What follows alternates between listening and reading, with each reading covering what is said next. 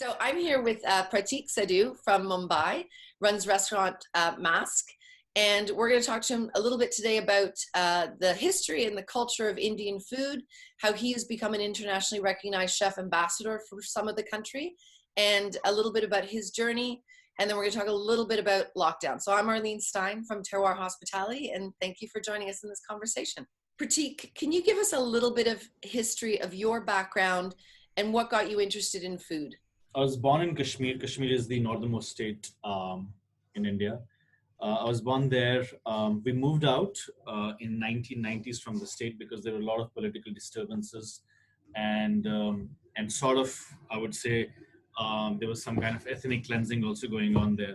We had to forcefully move our homes, and move to different state, move to different part of India. That happened in early 1990s. Few months, or rather a year, I spent a little bit of time in camps. Those were called Kashmir refugee camps, and eventually moved out, and life started rolling on. And yeah, so primarily, like, most of the time I was in northernmost part of India, grew up there, started my journey with hotels, started cooking in hotels, and eventually I moved to US to pursue culinary further, and I really wanted to work for Thomas Keller. That was my one-time dream in life, which eventually did happen, but lasted only for a few months because of my visa regulations. Worked for a few chefs there, came back to India around 2012, and then in 2016 we opened Masque. That's in brief. I want to talk to you a little bit about Indian cuisine, the culture of Indian cuisine. So a lot of people don't understand how large India is. You have 17 distinct regions. You're from the north in Kashmir, Jammu, which would say be very different if you were from Kerala. You know, from the west, when we talk about Indian cuisine, it's a very specific type of Indian cuisine. How do you describe to people the culture of India through its food? I think to understand Indian food, it's very important to understand India geographically, because we are like 29 different states. And when you talk about those 29 different states, we talk about those states individually as their own cuisine, as their own culture, as their own language, as their own food habits. As far as ingredients are concerned, totally different ingredients. There are a lot of farming practices also that are different from one state to another. So in a nutshell, like, it's 29 different countries put together. I give an example of this a lot. It's like Europe. How do you define European food? It's some sort of difficult to define European food. So that's what Indian food is all about. It's basically 29 different states coming together to create what we call Indian food at the end of the day. Indian food is also, to understand a little bit of history, I'll just take a couple of minutes to make you little understand about it. Indian food is also amalgamation of migration. India was ruled by several rulers from Central Asia, from Mughals to other rulers, and then Britishers came in. So imagine, like, those people got their food from Central Asia, and that started becoming, people started adapting that food, and that started slowly becoming Indian food. And then when Britishers came in, there are a lot of things which they took with them, which they claimed to be theirs. But it's basically 29 different states, their food, a story of migration. So all these things put together create what we call Indian food right now. Do you have any opinions on butter chicken? I love butter chicken, honestly. I love it. It's a beautiful dish. And one of my friends, he does some incredible butter chicken back in Mumbai.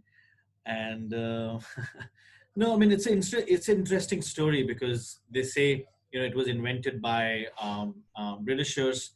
A lot of people have an opinion. Yes, it was invented here. Britishers took it, added cream, and then made it theirs. But at the end of the day, it's a really beautiful dish, and something which people at least know India all about. And India is known for a lot of great reasons and good reasons. But I think butter chicken is one thing which is apparently like the most famous dish in all over the world. It's kind of the General Tao's chicken to India, isn't it? Yeah, exactly. I love So butter we chicken. fortunate.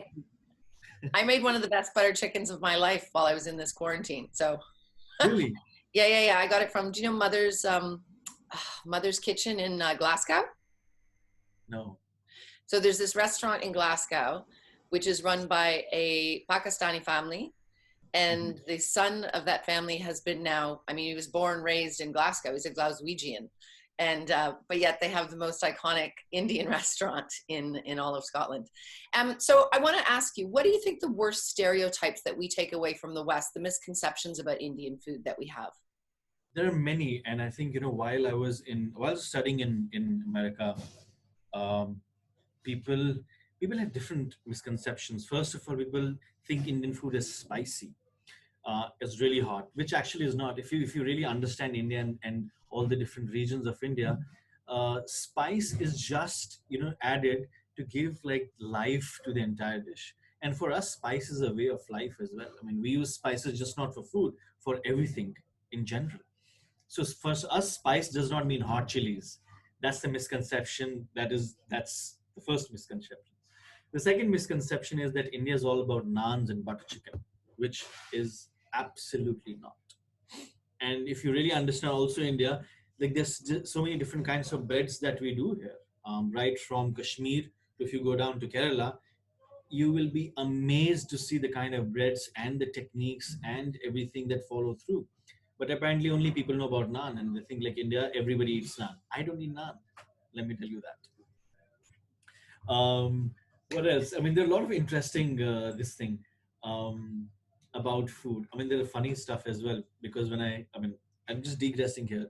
When I first moved to America, people used to ask me, "So, how do you speak English?" And they would look at me as if like I'm from some alien country. And one person even asked me, said, "Do you have cars in India?" I was like, "Dude, like no, this is too much." So there are a lot of misconceptions. People associate India with butter chicken, naan, biryani, hot food. So I think that's the misconception that people all around the world so far have. I mean, I'm also really happy that people are really getting interesting.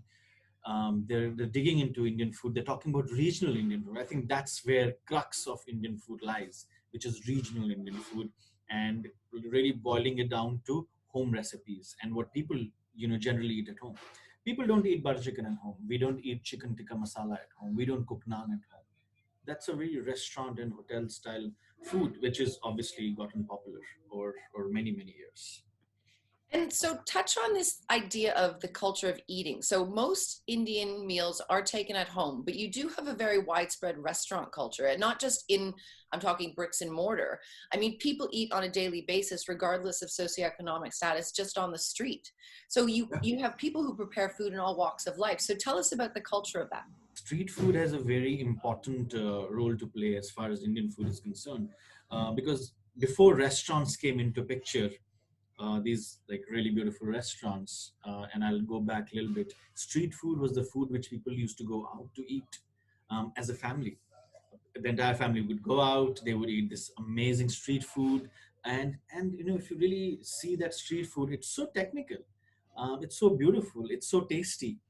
And then our the culture of highway restaurants came in picture. When I talk about highway restaurants, they're smaller restaurants where a group of people will sit and there'll be like a family cooking for them. So dhabas, they're called dhabas in India.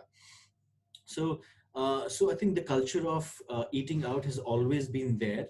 It has just improved, or it has just gone better in the way, like in a brick and mortar setup, it has just placed into that. But talking about street food, that becomes the crux and base of eating out in India. Dhaba food is one of the foods which people, I mean, really enjoy eating. And now, of course, there's some amazing restaurants which have opened up in several parts of India, and so the chefs are doing some really amazing work with farmers, with old recipes, Indian recipes, with regional food. And I think there's some really good vibrations going on as far as food is concerned, especially in India. Tell us about your journey to America. What made you, other than Thomas Keller? You studied at the Culinary Institute of America. You also worked at the the French Laundry, but you also did stints at Le Bernardin and Alinea. So you kind of got the entire States in there. How long were you there for, and what motivated you to go? I was there for a few years, I think 3.5 years. Honestly, my biggest motivation was to only work for Thomas Keller. I had bought the French Laundry book when I started cooking, and I was obsessed with the book. I was obsessed with the idea of perfection. How does it look like, in real life? Being in India, it was a different work culture. Things were different. And when I moved to US, I think I keep saying this, that I really got baptized into this culinary world there. Alinea was my first kitchen. I think I wrote to Grant 15 times. I still have those emails. I wrote him around 15 times, hey, can I start? Can I intern? La, la, la. Finally agreed. And he said, yes, come in, and you can work there for a week, 10 days. And yeah. So Alinea was my first ever restaurant. So I went to CI, and Alinea became my first restaurant where I literally starched. That's my first Michelin star sort of experience. I was really intimidated. As a young cook, I was like, oh my God, like coming from India and, like working in this Michelin star restaurant, it was really, really intimidating. But I think over a period of time when you work, the culture grows on you eventually. But I think there was so many different things that I learned from just being there, from being at CIA, from being at Laundry, and from being, when I worked for Michael Mina for some time. And what about the relationship between the executive chef and his brigade? Is that different than in India? Because, Chef Atkins is a bit of a hard ass and a perfectionist, as is Thomas Keller. And so did you find that culture jarring? Yeah, for me it was different because I came from a very different lighter. When I say lighter culture, there was like interaction between executive chefs and commis a lot of times. I guess like I was an intern, so I never got to speak to Grant. It was via. So it was via sous chef or via some other chef. So I never got to just meet him. But you know, Aline, just standing in that kitchen, made me realize that there's so many, like, as I keep, like, as I said, I was baptized in the culinary world when I moved out, but I saw a different stream, a different breed, a different type of professionalism, a different type of working culture, working ethics. And it was totally like, it was like a team. It was like an army. Like every day the army will come in, like they'll do their stuff and the army is out. So it was like this like stronger brigade culture. And of course, Grant being there, like it's intimidating, not for me, for everyone else as well. I mean, I could see it on their faces. I could see it. I could feel it. So yeah, The it was beads of good. sweat that roll down your face as you're trying to make sure you've done everything correctly.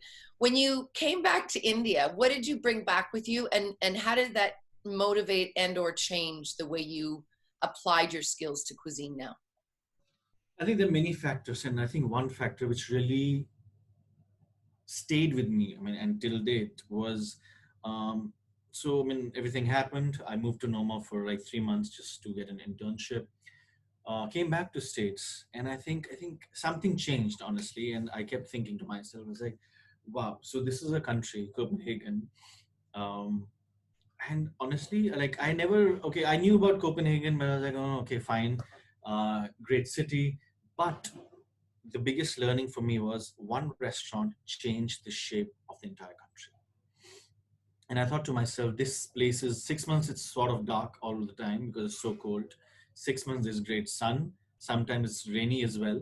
But this guy managed to pull off this restaurant and talk about the terroir of the entire country.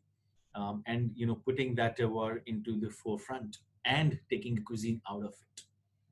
And this led me thinking, and I moved to New York, and when I eventually moved back here, I think that seed was inside me, and I was thinking to myself that I am sitting on a gold mine in India. I am sitting on a gold mine, and yet nobody's talking about it. It's sad. Farmers are in distress. There's a lot of shit going on. I said, this is the time I think we really need to talk about Indian food with a new context, not in context of what people know. We need to talk about Indian food in context to other people, which we know, which for I want to talk about Indian food, which means to what it means to me and what it means to the person sitting next to me, not what people want to know. So I think that's where everything started changing, and that's where mass started coming up, and we started connecting different farmers, and they started growing stuff for us. We started digging deep into recipes, and translating those recipes into our own language eventually at Masque. So you and your partner traveled extensively doing research when you got back to India.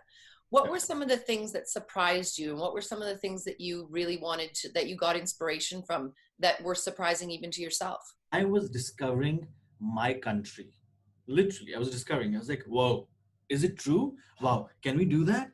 Oh, it grows in India? I mean, everything was new. I was like a child when we started that. I was like, and at one point of time, I was just feeling, I was like, dude, I don't know anything about my country. I don't. And that's when it really hit me hard. And then we started traveling, connecting with people.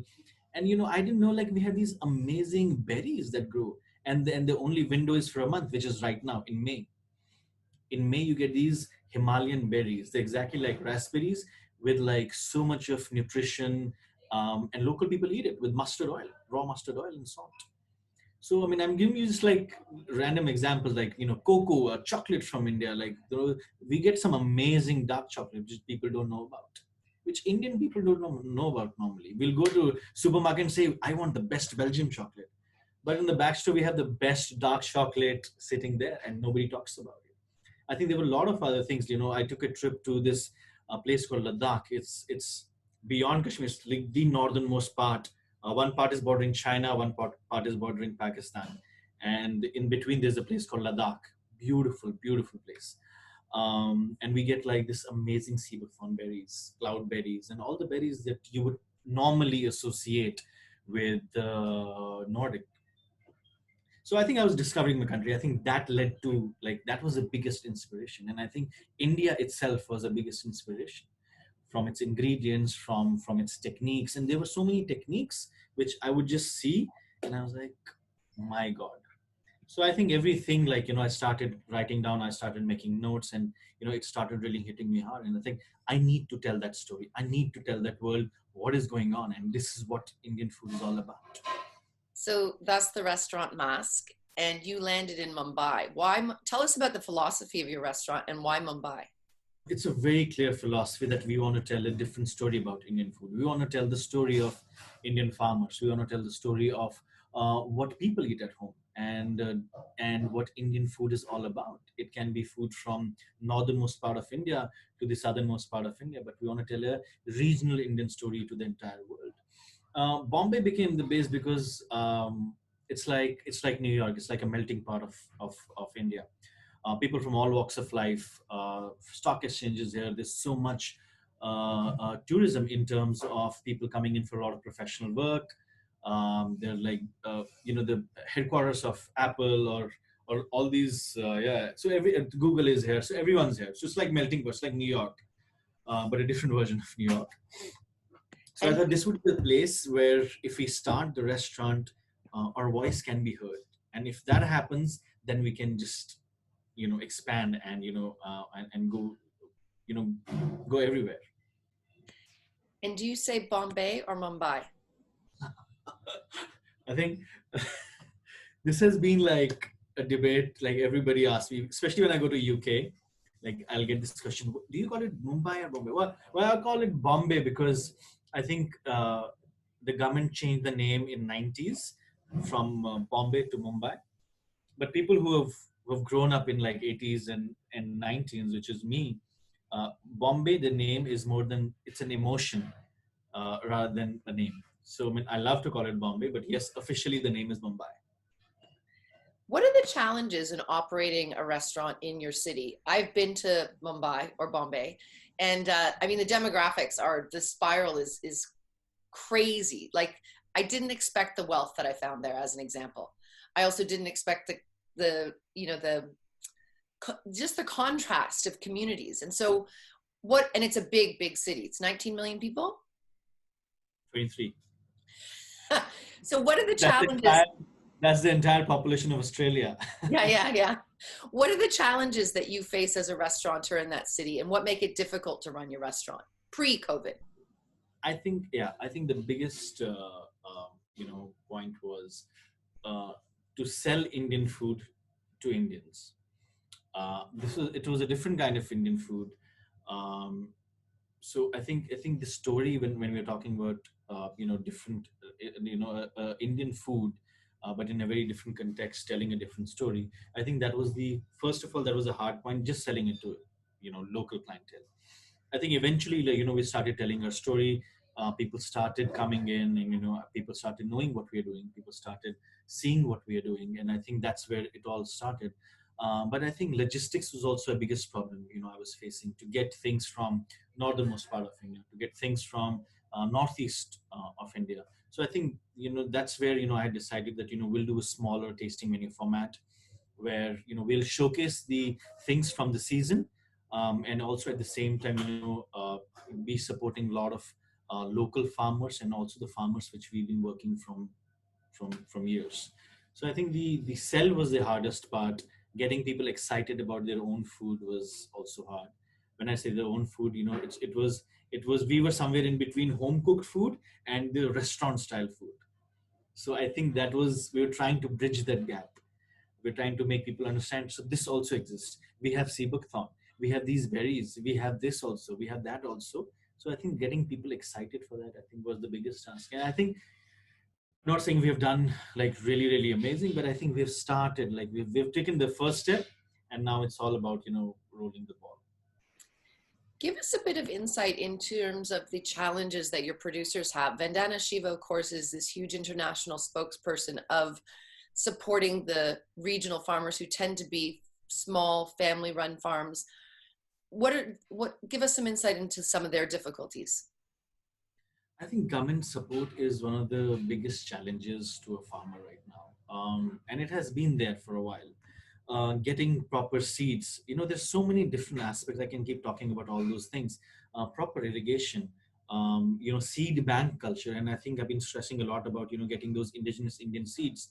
And if I can create a bank, and if only in my state, or rather in Maharashtra, which I live right now, if we can create just seed bank for all those indigenous seeds. So I think there's so many challenges that the farmers are facing in terms of irrigation, water supplies as well, in terms of getting good amount of fertilizers, if whatever they're using. Government is stressing on putting one crop all the time, but that's not a concept of rotational crop rotation. I think that needs to be understood. I think now, I mean, these are the challenges which are general challenges which we are facing right now. But I think if I can just also say a few of the positive points, which is that a lot of people are doing some amazing work in connecting with these farmers, and in terms those people connect with all the restaurants and hotels. So I think right now I have 10 to 15 people who are working with these small scale farmers, not big scale, really, really small scale farmers, and supporting them and connecting them directly with the restaurants. So I think with the new breed, with the new generation, people understanding farming and taking farming seriously, as a profession, these people have really changed the curve. And right now, with all the new restaurants coming in, we are directly working with farmers. We don't need a middle person to for anything. So we're directly in touch with farmers, be it not the farmer from this state, the farmer sitting across the hill. Also, we can get directly in touch with. So I think if there's a lot of positives in the current scenario, if I may say so, but also all these farmers in the back end are also facing so much difficulties in terms of just getting their produce out, in getting the right rate for the right price for a fair price for their crop as well. So I think middle person are the people who are really robbing them away. Well, and that is some of the things that we love about this industry is the power of the chef to actually become that direct purveyor, direct advocate for the farmer. Can we talk about COVID and the lockdown? Oh, no. Just give us a synopsis. What happened in Mumbai or India, and where are you at in terms of what your restaurant's done to actually cope with any kind of state of lockdown that you're experiencing? Our so deliveries are on. Government has said that we can deliver in takeaways. That is a part of essential service, and that's what we're doing right now. We're trying to save the restaurant. I think that's the first and foremost priority that I have. Save the restaurant. Make sure all the employees are paid a certain amount, so that there's no stopping. Uh, and also at the same time, we're trying to really work with different organizations so that we can also, as a restaurant, while we're supporting ourselves, we can also support people who are in need right now. In India, there's daily wage worker issue. There's migrant laborers from different states issue.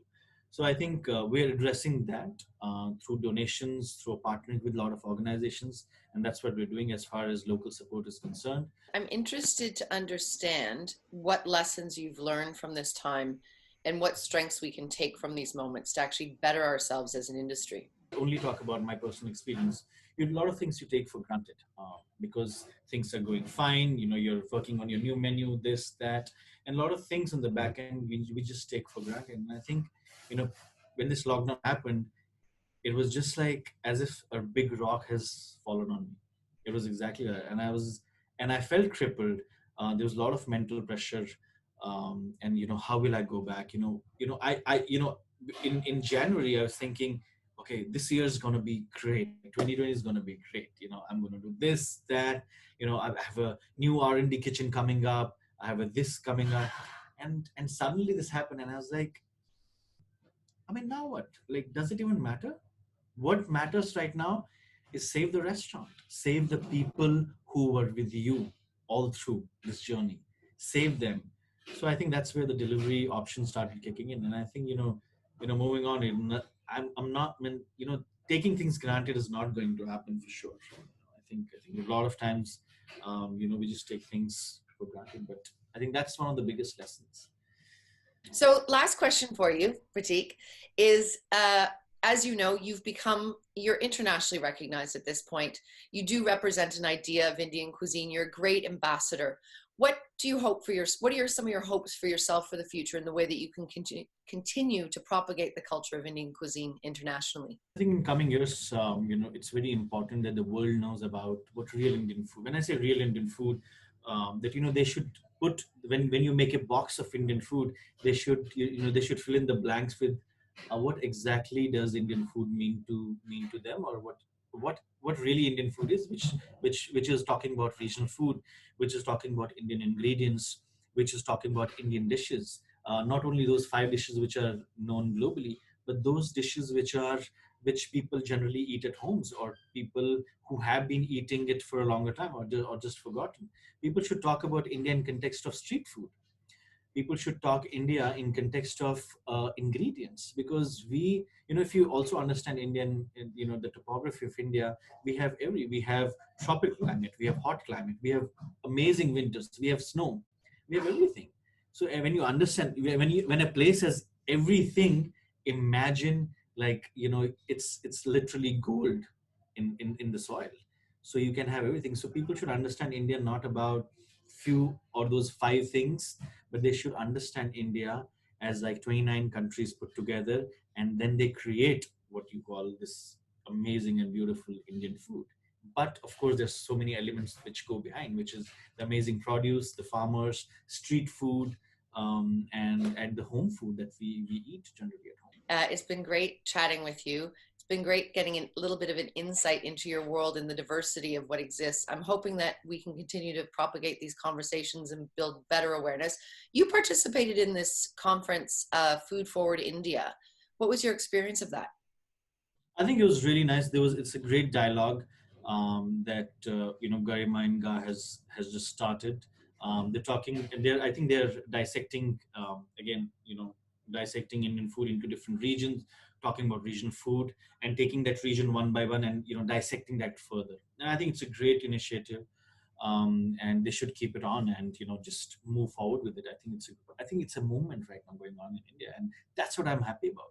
It is not about one person, not about 2 people. It is about everybody who is doing some amazing work, and just people at least throwing some attention into India as far as food is concerned. Well, there's so much to discover there, and I'm hoping that when this lockdown ends, you'll be able to come to Berlin and to Europe to visit us, and we'll be able to get back to.